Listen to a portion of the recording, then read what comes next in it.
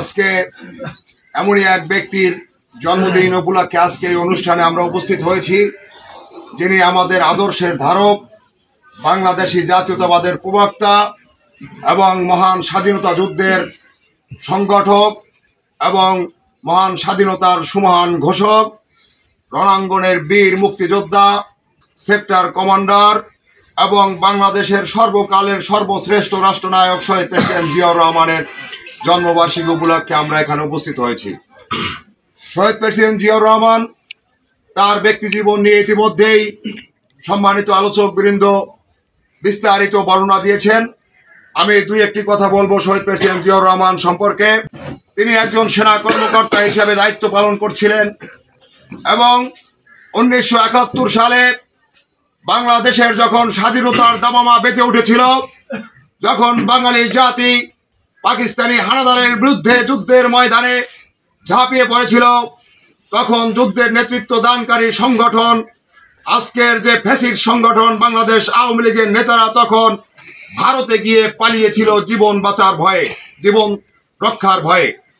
তাই তখন শহীদ president Ziaur Rahman Z ফোর্সের প্রধান হিসাবে বাংলাদেশের মুক্তিযুদ্ধের নেতৃত্ব দিয়েছিলেন এবং কালুরঘাট বেতার থেকে তিনি স্বাধীনতার ঘোষণা দিয়ে বাঙালি জাতিকে নিয়ে ছাত্র, কৃষক এবং জনতা, সশস্ত্র বাহিনী সহ পুলিশ সহ সমস্ত বাঙালি জাতিকে নিয়ে সেদিন পাকিস্তানের বিরুদ্ধে 9 মাস যুদ্ধ করে একটি লাল সবুজের পতাকা তিনি বাঙালি জাতিকে উপহার দিয়েছিলেন।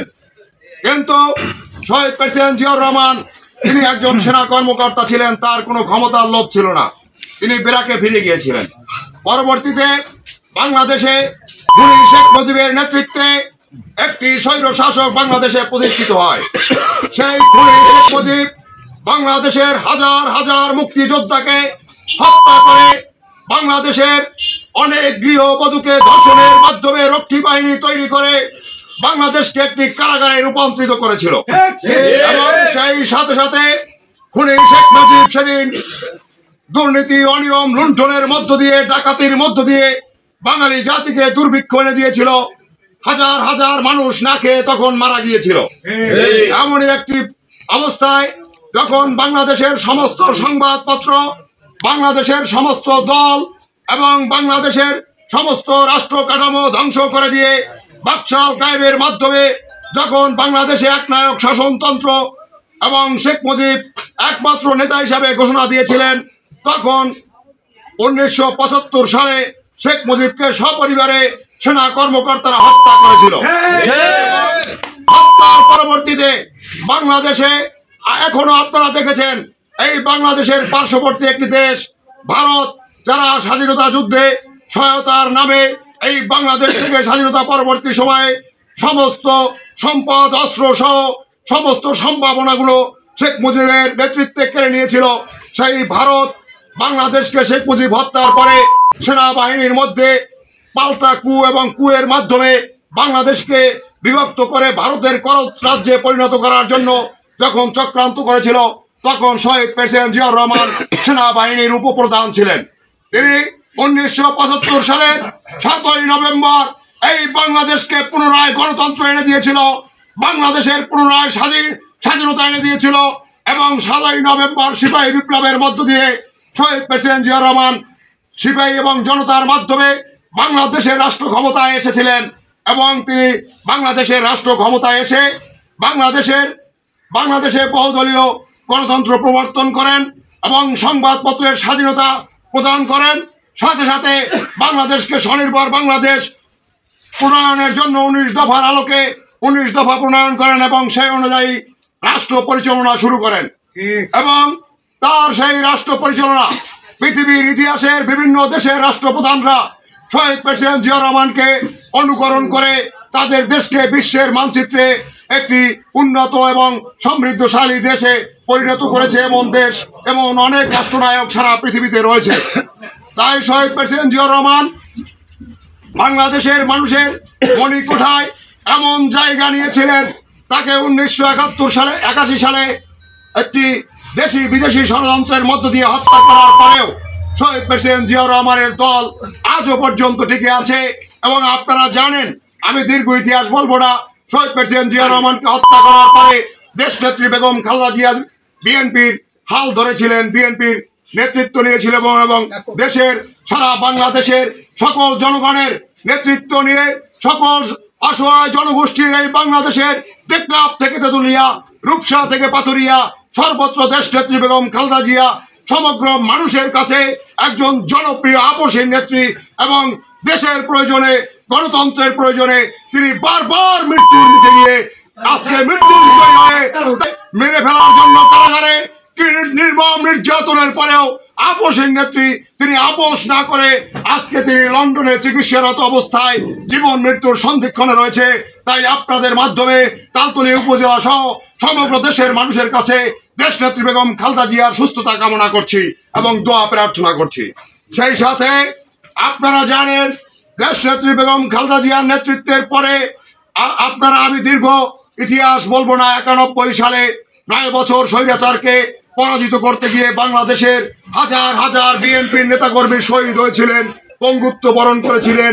পরবর্তীতে দেশনায়ক তারেক রহমান এই বাংলাদেশের বিএনপির নেতৃত্বে যখন তিনি আসেন দেশনেত্রী বেগম খালেদা জিয়ার হাত ধরে, তখন তিনি বাংলাদেশের 68,000 গ্রামের যুবক সমাজের কাছে, অসহায় গরিব মানুষের কাছে এবং শ্রমিক কৃষকের কাছে দেশনায়ক তারেক রহমান বাংলাদেশের সবচেয়ে জনপ্রিয় নেতা এবং বিশ্বের সবচেয়ে তরুণ জনপ্রিয় নেতা হিসাবে তিনি পরিচিতি লাভ করেন।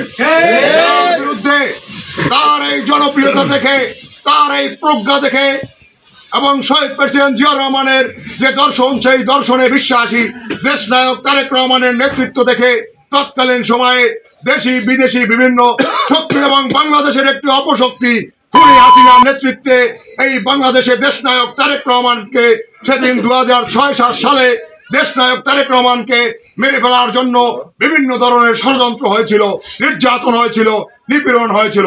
একদিকে 2006 সালে বিএনপি সরকার চলে যাওয়ার পরে বাংলাদেশে আর্মি সরকার এসে একদিকে দেশনেত্রী বেগম খালেদা জিয়াকে কারারুদ্ধ করেছে, অন্যদিকে তারেক রহমান এবং আরাফাত রহমান কোকোকে কারাগারে নির্মম ভাবে নির্যাতন করেছে, মেরে ফেলার ষড়যন্ত্র করেছে এবং পাশাপাশি সমগ্র বাংলাদেশে বিএনপির ত্যাগী এবং পরিশ্রমী এবং রাজপথের নেতাদের উপরে নানা ধরনের নির্যাতন, নিপীড়ন এবং জেল জুলুম দিয়ে বিএনপিকে নেতৃত্ব শূন্য করতে চেয়েছিল।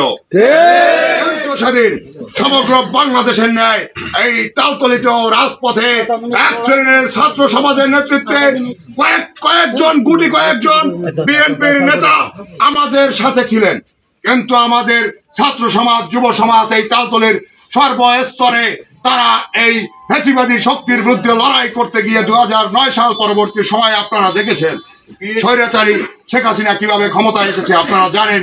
বিস্তারিত ইতিহাস বলার সময় নেই। 2009 থেকে 2024 এই তালতলিতে যখনই সংসদ নির্বাচন হয়েছে, ইউনিয়ন পরিষদ নির্বাচন হয়েছে, উপজেলা পরিষদ নির্বাচন হয়েছে, পাশাপাশি যখনই বিএনপির কোন কর্মসূচি, কেন্দ্রীয় কর্মসূচি আমরা বিএনপির নেতৃত্বে পালন করতে গিয়েছি, আপনারা দেখেছেন একদিকে আওয়ামী লীগের টোকাই সন্ত্রাসীরা গ্রামগঞ্জের নেতাকর্মীদেরকে ধরে নিয়ে মারধর করেছে, নির্যাতন করেছে, অন্যদিকে ওই টোকাই সন্ত্রাসীরা তাদের নেতারা আমাদের উপরে পুলিশ লেলিয়ে দিয়ে নির্মম ভাবে নির্যাতন করেছে। এখানে হয়তো অনেকে উপস্থিত হতে পারেননি, আমি আপনাদের মাধ্যমে সকলের কাছে ক্ষমা চেয়ে নিচ্ছি। 99তম জন্মদিনে প্রত্যেককে শপথ নিতে হবে। আপনারা 18 বছর লড়াই করেছেন, আপনাদের লড়াই শেষ হয় নাই। আপনারা ভীত হবেন না, বিচলিত হবেন না এবং আপনারা কখনো পর্যন্ত আপনাদের নেতৃত্বের সংকট হয়নি। আমরা এখনো বেঁচে আছি, আপনাদের ভবিষ্যতে নেতৃত্বের সংকট হবে না ইনশাআল্লাহ। আমরা জিয়া রহমানের এই 89তম জন্মদিনে তার রুহের মাগফিরাত কামনা করছি। মহান আল্লাহ রাব্বুল আলামিন বাংলাদেশের এরকম একজন ইমানদার মানুষ, যিনি সারা জীবনে, যার মৃত্যুর পরেও বাংলাদেশের সকল ইন্টেলিজেন্স তার প্রত্যেক ঘর থেকে শুরু করে ব্যাংক অ্যাকাউন্ট তছনছ করেছে, কিন্তু ভাঙ্গা সুটকেস ছাড়া কিছু পায়নি। একজন সৎ মানুষ, ইমানদার মানুষ, আমাদের নেতা, আমাদের আদর্শ জিয়াউর রহমান। সে কারণে আমরা বলতে চাই তার বিধি আত্মার মাগফিরাত কামনা করি এবং আজকে শহীদ রাষ্ট্রপতি জিয়াউর রহমানকে শ্রদ্ধা ভরে স্মরণ করি। মহান আল্লাহ রাব্বুল আলামিন তাকে যেন জান্নাতবাসী করে। সকলকে ধন্যবাদ জানিয়ে, আপনারা যারা এখানে এসে উপস্থিত হয়েছেন সকলকে ধন্যবাদ জানিয়ে আমি আমার সংক্ষিপ্ত বক্তব্য শেষ করছি। বাংলাদেশ জাতীয়তাবাদী যুবদল জিন্দাবাদ, জিন্দাবাদ। দেশ ও প্রবাসের নিত্য নতুন খবর পেতে ওয়ান টিভি নিউজ ইউটিউব ও ফেসবুক পেজে ফলো দিয়ে রাখুন।